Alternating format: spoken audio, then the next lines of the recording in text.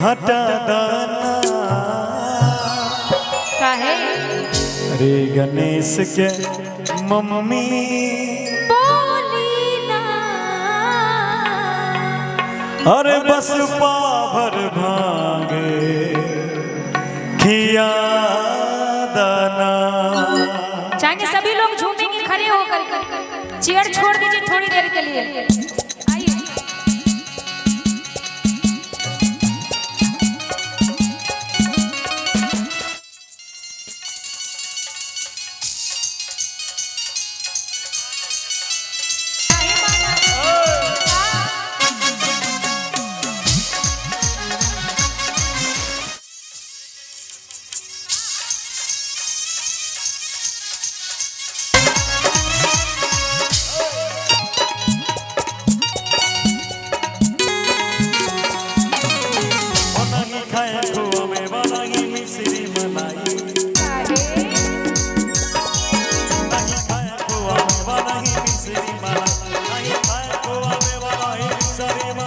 आइए भागी हाथ पीस के लिया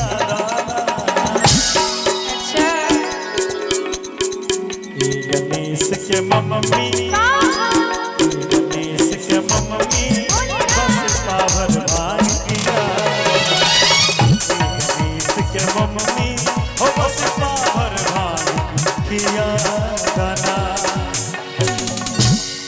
इधर वाले चेयर वाले भक्त आप लोग भी थोड़ा खड़ा होकर ठुमका लगा लेंगे तो बड़ा अच्छा लगेगा।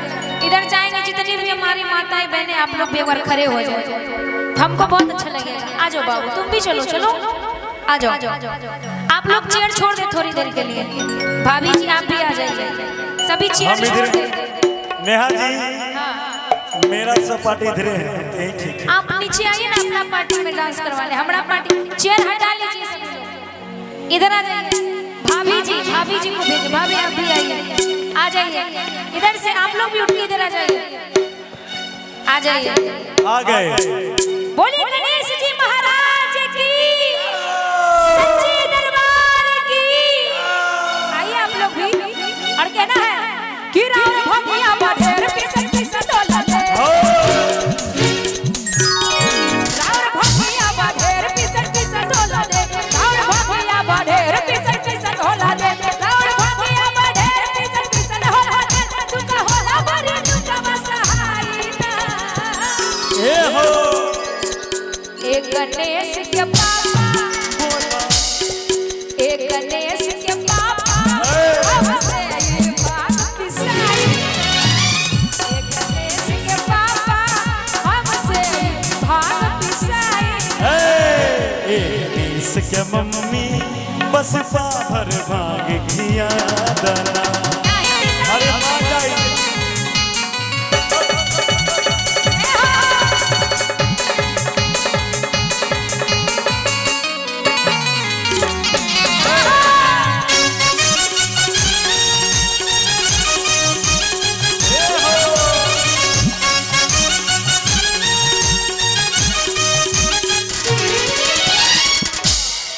हो नहीं गाया मखुआ मनई सरी,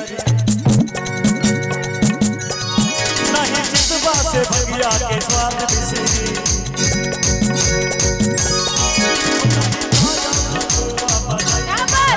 नहीं चितवा से भगिया के स्वाद सुना बतिया हमार तेरा भावे जवाना हमरा सामने से जल्दी हटा दाना।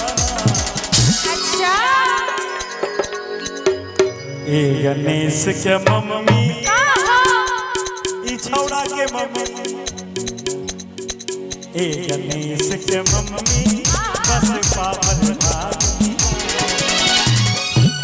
गणेश के मम्मी बस पाभर भाग किया दाना।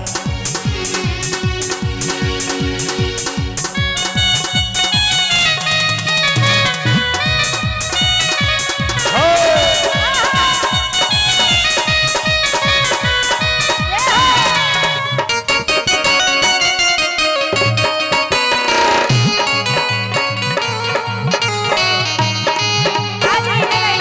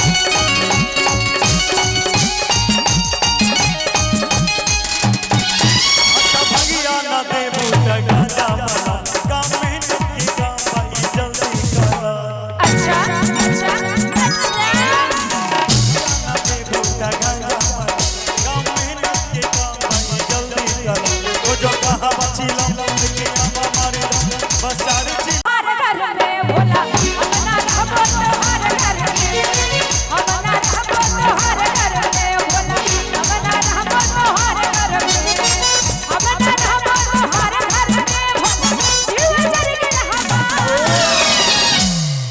हमना रहबो तोहर घर में भोला अपना रहबो तोहर घर में अपना रहबो तोहर घर में भोला अपना रहबो तोहर घर में